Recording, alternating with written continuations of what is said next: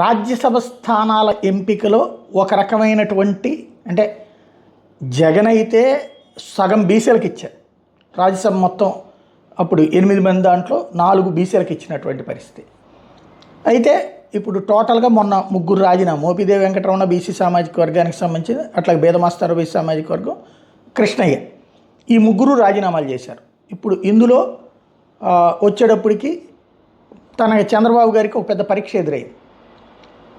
అక్కడ ఈ 3 రాజీనామాలు 3 కూడా కూటమి వైపు నుంచి వస్తున్నప్పుడు మొత్తం కనుక వేరే కులాల వాళ్ళకి ఇస్తే అది బీసీల సీట్లు లాక్కుని వేరే వాళ్ళకి ఇచ్చారన్నటువంటి అంశం అవుతుంది. అందుకని బేదమస్తానరావు తెలుగుదేశం తరపున మళ్ళీ రాజ్యసభ సభ్యుడు ఆ కమిట్మెంట్తోనే తను రాజీనామా చేసి ఉంటాడు. కృష్ణయ్య మళ్ళీ భారతీయ జనతా పార్టీ తరపున ఆ కమిట్మెంట్తోనే తను రాజీనామా చేశారు. ఎందుకంటే ఎవరికి తెలియకుండా రాజీనామా చేసి ఆమోదం పొందాక కానీ బయటికి రాలేదు.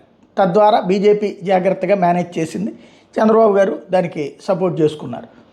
ఇక మూడోది వచ్చేటప్పటికి కాపు సామాజిక వర్గానికి సంబంధించి సానా సతీష్కి ఇచ్చారు. ఇది మోపిదేవి వెంకటరమణ సీటు. ఇది అంటే జాగ్రత్తగా బ్యాలెన్స్ చేసుకొచ్చారు. కాకపోతే 3 బీసీ సీట్లలో ఒకటి కాపు సామాజిక వర్గానికి ఇచ్చినట్టు అయింది అన్నటువంటిది ఇక్కడ లెక్క అనమాట.